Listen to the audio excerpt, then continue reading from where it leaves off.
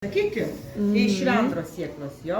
Bet čia jau ne tik sėkla, čia yra jau sėklų telkinys. Nes aš jums, jeigu noriu, šventrai, žinot, augalas, kuris auga palei tvenkinius, va šitą augalą, žinot? Jo. Tai va, tai įsivaizduokit, o dabar ir plika akim galėsit pažiūrėti. Aš tik prie apšvietimo. Tai matot, kiek sėklos jo bevyra? Va. Tai kiek daug sėklų jis įsivaizduoja. Kiek jis turi sėklų, už tai jis taip... Va dabar aš laikau, va galite pažiūrėti, matot taškelį, tai yra sėklytė ir pūkelis. Tai va dėl plaukelių jinai skrenda, o čia buvo daug sėklų, jūs matėt. Dabar matysit nendrę. Nendrė turi plaukelius, taip jinai prisitaikė skristi, kaip yra šuotė.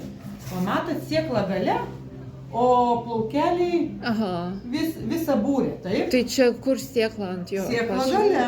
Čia? Taip. O dėl plaukelių prisitaikė skristi, va galite pažiūrėti, nendrė taip tokiu pat būdu pasisėja. Toliau tikrai žinot Klevo. Taip. Tai ką jis turi? Nosis. Ir kai juodavom ant nosių jo, tai jis turi sparną. Tai reiškia, su sparnelė sėkla prisitaikė būti. Matot, sėkla yra centre, o išorė gaubia sparnelis.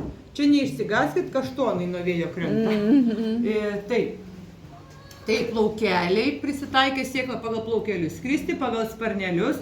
Ir kaip kiaulpienė prisitaikė, žinot, pavasarį žydi ir nupučiu į nosį.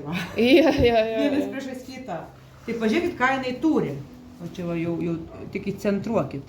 Žinai, čia vėjas mums pučia. Tai va, aš noriu parodyti, kad jinai turi ką.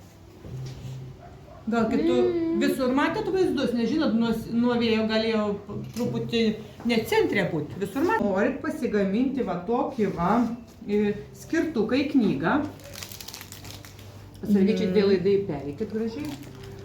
Skirtukas su tais trim būdais, kad augalų, vaisių, sėklų ir sporų vėjų platinimo būdas vadinasi mokslas anemochorija, o signalizavom pagal ką skrenda, dėl plaukelių, dėl skristukų, dėl sparnelių.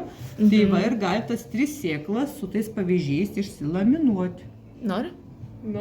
Tai va, įsirinkit kokią norit spalvą. Plaukelis, tai va čia yra plaukelių pavyzdys sėklos su plaukeliais. Įsirinkit kokią patinka.